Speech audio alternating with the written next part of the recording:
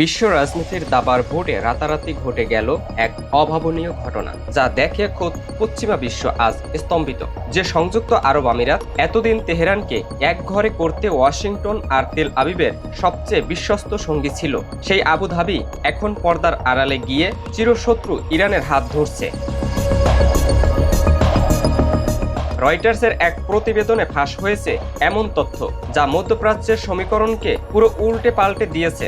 সূত্র মতে, নিজেদের আকাশ আর কাচের তৈরি চোখ ধাঁধানো অট্টালিকাগুলোকে ইরানি ক্ষেপণাস্ত্রের হাত থেকে বাঁচাতে বিলিয়ন বিলিয়ন ডলারের এক বিশাল চুক্তিতে বসেছে আমিরাত প্রশাসন। টাকার অঙ্কটা শুনলে যে কারো চোখ কপালে উঠতে বাধ্য। আবুধাবি ইতোমধ্যেই নগদ $3 বিলিয়ন তেহরানের হাতে তুলে দিয়েছে, আর এই গোপন চুক্তির মোট পরিমাণ পৌঁছাতে পারে $10 থেকে $20 বিলিয়ন।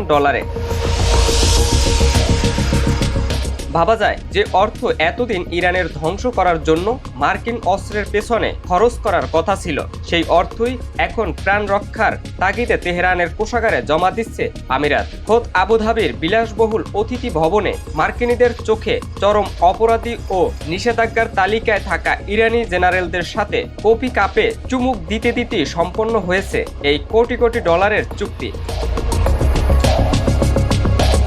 কেন এই নতি স্বীকার?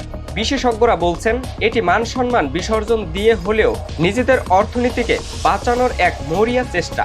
বাহরাইন, কুয়েত আর জর্ডানের উপর যখন ইরানি মিসাইল আছড়ে পড়ছিল, তখন আমিরাত বুঝতে পেরেছিল যে মার্কিন নিরাপত্তার ছাতা দুবাই আর আবুধাবির মতো কাছের শহরগুলোকে রক্ষা করতে পারবে না। তাই ইসরায়েলের সাথে যৌথ প্রতিরক্ষার তহবিল করা সেই আক্রমণাত্মক আমিরাত আজ পারমাণবিক শক্তিধর ইরানের ভয়ে এক প্রকার নতি স্বীকার করল।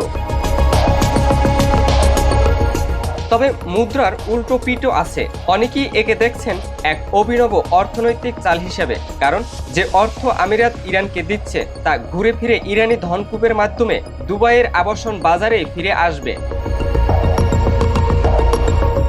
সবচেয়ে বড় প্রশ্ন, হোয়াইট হাউস কি সত্যি এই রুদ্রসার নাটকের কিছুই জানত না? সাবেক মার্কিন গোয়েন্দা কর্তাদের মুচকি হাসি ইঙ্গিত দিচ্ছে যে হয়তো সরাসরি টাকা দিতে না পেরে আমেরিকা তার বন্ধু রাষ্ট্রকে দিয়েই এই খেলাটি খেলিয়ে নিল।